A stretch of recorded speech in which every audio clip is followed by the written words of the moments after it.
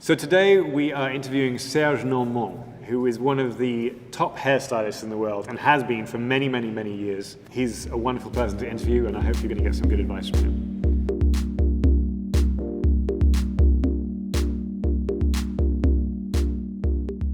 So we're going to start off with how you got started. So tell us how you got started. How did I start? Wow. I started with French L. I had a friend who knew someone at L, and I had done two tests. I was living in the suburb. I was not a Parisian. I was really not sophisticated at all. And I showed her the test, and she said, how can I tell if you're good? And she saw someone passing by, and she said, hey, it's a friend of, so can you just use him on one trip and see how good he is? And that's how I started. They booked me for what at the time was called the Bon Magique, or the L IDs in the end of the back of the book. Right. So it was, how to knit. Right.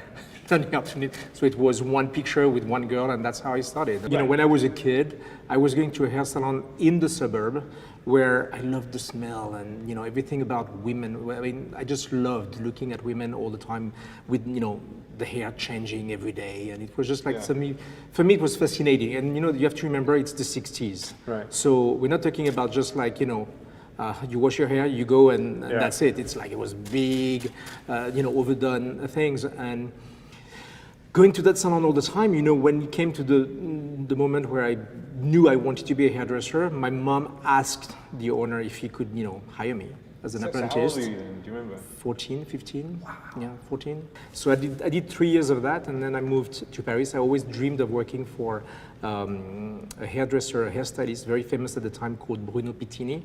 And that's where I learned, I think, for me, the craft and really working with, doing blow dries and haircuts. And, and honestly, it's the best way to learn. Right.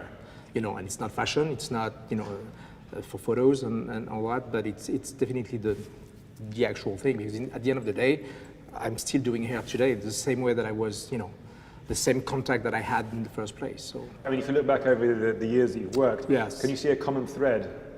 Yeah, because in some ways I've done everything that I was asked to, because the thing is, when you work with teams, it's not about doing just your own thing. Right. You push for your thing, but sometimes it works, sometimes it doesn't work. And I think along the way, when I look at my work, it's all those references are there. Yeah. It's all these women that I've always identified with in terms of style, that I've been able to not only work with in some ways, women who actually let you go there, right. And take it there. But remember the 90s? We revisited during all those years with all the top models, all the previous decades. Right. So I got a chance with so many different photographers and so many different magazines to revisit those in between all the grunge look. And I started the year of the grunge. Which I imagine was nothing to do with what you... I had no idea what it meant. Yeah. That movement, I had no idea what it was. But I'm glad, I'm glad I was introduced to it, and I got to learn a little bit of the history in America with that. Do you think it actually helped you in the sense that it maybe broke something? What's nice is to go sometimes the opposite direction that where you think you should be going. Right.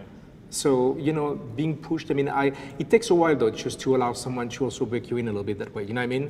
It's almost like you can see that with photographers also, when suddenly that you have a look, you have a certain style, and then they say, just forget it, but, just shoot her that way, and you're like, and you go there and you find something that you either like for a moment, or that can become also something else. And I don't mind having my strings pulled once in a while. Right. It just depends how tight they are pulled. Who's pulling them? Obviously, there are times where you've worked with teams that you're super comfortable with, and like with Michael Thompson, you had this almost traveling family, so to speak. There have obviously been those other times when you've been, you have to go and do various shoots, and you have new teams, and How do you deal with, because hair, makeup, styling, and photographer are all... Or the egos, you mean? The egos. How do you deal with the egos? You get used to it. The thing is, I always looked at every, and I'm not lying when I say that, I always thought that, every day could be my last day at the, that something would happen, that would be my, nobody would want me anymore, and they would realize he's not that good, just let's move on to someone. So you deal with it. Listen, is it easy all the time? No. Do I come home sometimes and I've been smiling all day and I'm like, oh, I had a horrible day? Yeah, but you know, at the same time, it's not brain surgery. I know if I wanted to brain surgery, I would have done other studies, but it's a luxury. Yeah. You know, we're very lucky. I think we have a tendency to forget that our business, no matter how hard it is, how it makes you insecure also because you're never assured of tomorrow or the next year, right? It's a beautiful thing that we are part of. Yeah. So I'm very lucky. You know, I was a very shy kid. The fact that I can be even here talking to you about all that today, it's amazing. Like 30 years ago, I would have never expected that I could have lasted that long. Covers, if you look at covers from when you started to where we are now, the cover photography has almost become a science. Yeah. And it's a formula. Yeah, it's a very unromantic formula. I know people have told me I've been given lists of things to do on a cover where it says, if you have a hand on a hip, it sells X amount more, or hair down, or blue sky, or a smile, whatever it is. Yeah. Do you remember, I mean, in your time as a hairstylist, were you able to sort of live through a time where there was actually no rules? When I first started, there was never the cover. You were shooting the whole series, and one picture would become the cover.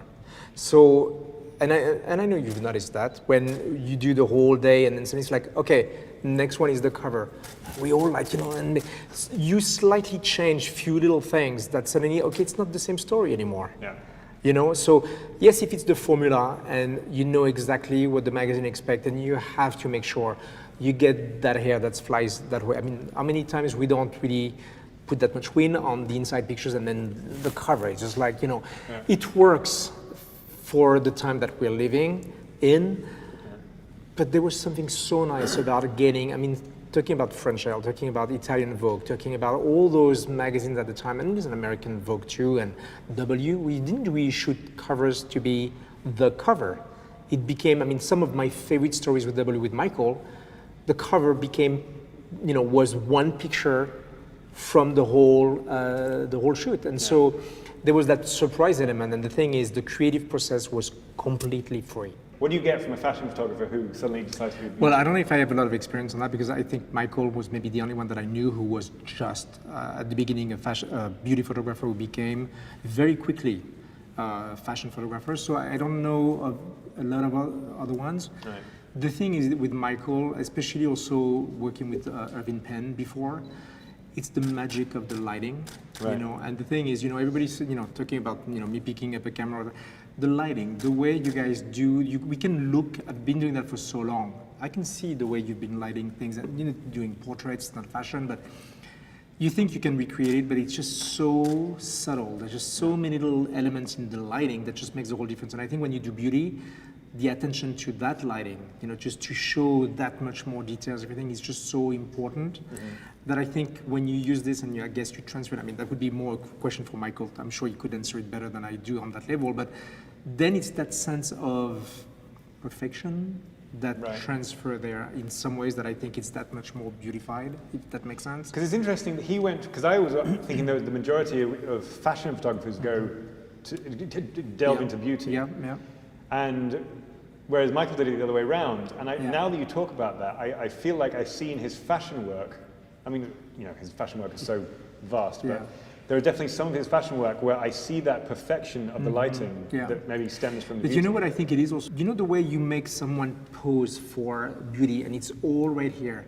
Michael, if it's someone, with a model, he always had those moments where you make that person, and it could be subtle, it's like the way the arm moves, and it's not really super controlling also, but it's like, helping someone, directing someone. And some people can take directions very well, some others don't, but you know what I mean? Like in that beauty, it's very important that you have the right angle with the right, and with the fashion that Michael, I think, did along the way, you can still feel that sense of position and the way the back is arched, the way the angle of the face, and so all that, I think maybe that helped him. I don't know. It's just. But I think because I think then on the flip side, when you talk about perfection in lighting and beauty, if you take somebody who's a fashion photographer and take them into beauty, then maybe there's more of a freedom there that you might get, maybe more life in the picture rather than a still life. Yeah.